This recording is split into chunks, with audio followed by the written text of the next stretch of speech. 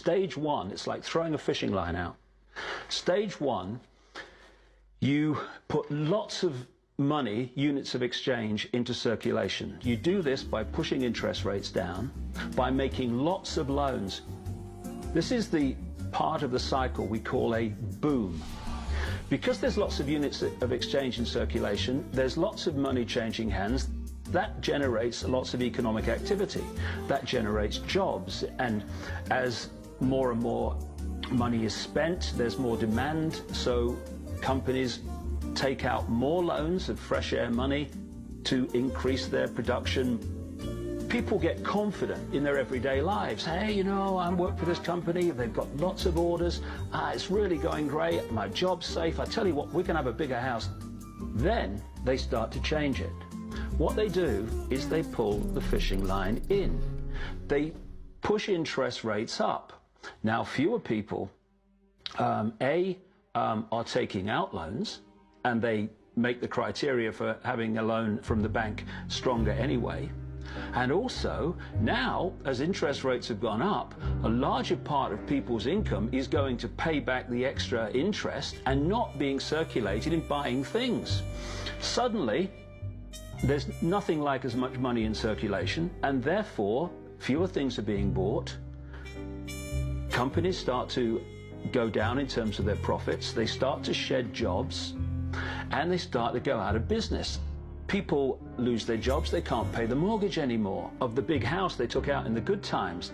Now what the banks are doing is starting to reel the fishing line in, because as they go bankrupt, companies and individuals, the banks get the real wealth, the property, the land, the resources that they had signed to them for lending merely figures on a screen. Now this economic cycle of fishing line out, fishing line back, lots of units in circulation, pull them in, has been going on for centuries.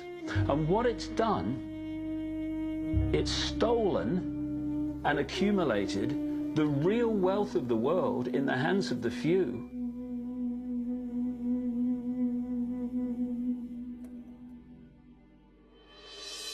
At the international level, central bankers use the World Bank and the International Monetary Fund to make more money while exploiting the resources of countries they lend to, bankrupting them in the process. The central bank of central banks is the Rothschild-created Bank for International Settlements. The elite are positioning themselves to control access to virtually everything we need to survive. No matter where you go in the world, the money is controlled by the banking system. They decide if people eat or if they don't eat. Who's a billionaire and who lives on less than $1 a day? He who controls the money controls the world, and a very few control the money.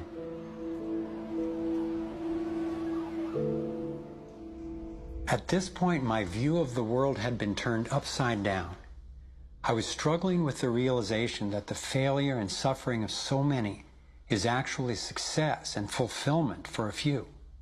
The elite central bankers who fooled the world into letting them create money. They already have vast fortunes, so what is their end game? What is their ultimate agenda?